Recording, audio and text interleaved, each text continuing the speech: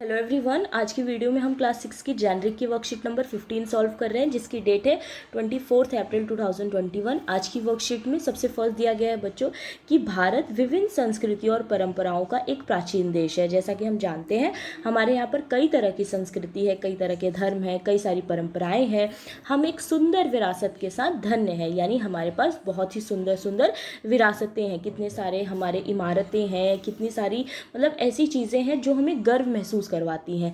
हम पूरी तरह से उसी को संरक्षित करने के लिए जिम्मेदार हैं, यानी हमें जो भी चीज़ें विरासत में मिली है, अब हमारा कर्तव्य बनता है कि हम उसको संभाल के रखें, ताकि आने वाली पीढ़ी यानी भविष्य में जो पीढ़ी होगी उसको गर्व और संरक्षण के महत्व की अनुभूति हो, ताकि उसे गर्व हो कि उसके देश के पास इतनी सारी चीज़ें हैं। ठीक है, तो इसीलिए उसका संरक्षण करना हमारे लिए बहुत ज़रूरी है। अब इसी पे बेस आपके क्वेश्चंस दिए गए हैं बच्चों।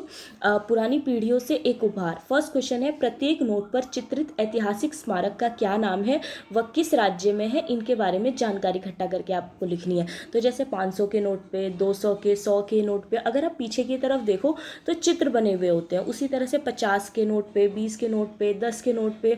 ठीक है, तो आपको बताना है कि इस पर कौन कौन से चित्र बने हैं। तो सबसे फर्स्ट जो 10 का नोट है बच्चों, उसके ऊपर सूर्य मंदिर बना हुआ है। अगर आप ध्यान से देखो तो जो 10 का नोट है वहाँ पर ये, ठीक है, ये सूर्य मंदिर से लिया गया है, जो कहाँ पर है, उड़ीसा में है। उसी तरह से जो 20 का नोट है उस पर एलोरा की गुफा बनी हुई है ये, ठीक है, जो कहाँ पर है, महाराष्ट्र में। 50 के नोट को अगर आप देखो तो इसमें कर्नाटक का हम्पी है, यहाँ पर ये देखिए, ये कहाँ पर है, हम्पी है हमारा कर्नाटक में।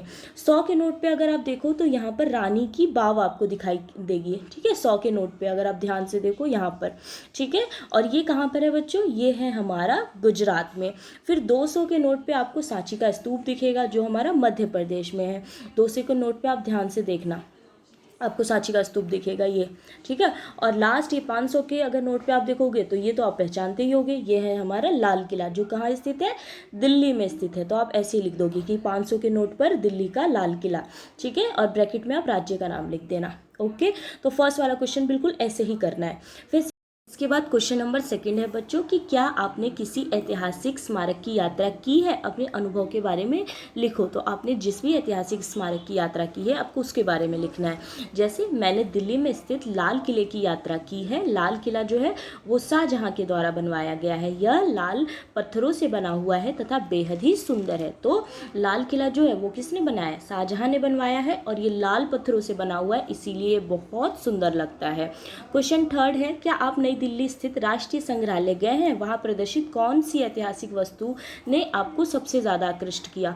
तो आप इसका आंसर लिखोगे कि हाँ, मुझे कुछ वर्ष पहले ही राष्ट्रीय संग्रहालय जाने का अवसर प्राप्त हुआ, जहां मुझे कई तरह की कांसे की मूर्तियां देखने को मिली, ठीक है, जो कि बहुत सुंदर थी। तो मतलब जो कांसे की मूर्तियां थी वो मुझे बहुत अच्छी लगी।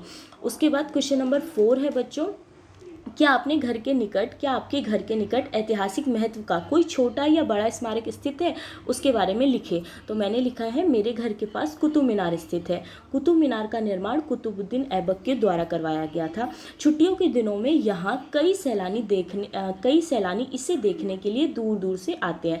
तो कुतुब मीनार जो है वो बहुत ही सुंदर सा मीनार है, जिसका निर्माण किसने करवाया था, कुतुबुद्दीन ऐबक ने करवाया था। उसके बाद क्वेश्चन नंबर 5 है, क्या आपके घर में कोई ऐसी वस्तु है जिसे इसलिए संभाल कर रखा गया क्योंकि उसका उपयोग आपके पूर्वजों द्वारा किया गया था। तो इसमें मैंने अपना आंसर लिखा है बच्चों कि मेरे घर नानी जी के दिए हुए पुराने सिक्के रखे हुए हैं। ठीक है, जो पहले के टाइम पे सिक्के चला करते थे ना, जैसे 10 का पैसा, 5 का पैसा, या उससे भी पहले के जो 1 पैसा 2 पैसा हुआ करता था, तो वो सिक्के बहुत ज़्यादा संभाल के रखे गए हैं, जिससे हम लोग आज भी संभाल कर रखते हैं, इसके अलावा आप जैसे लिख सकते हो कि कोई आपके दादाजी की पुरानी घड़ी हो, ठीक है, या कोई बहुत पुराना लोटा हो, तो कोई भी एग्जाम्पल आप अपनी तरफ से लिख सकते हो। ओके, तो ये थी आज की आपकी वर्कशीट। आई होप आपको अच्छी लगी हो। Thank you so much.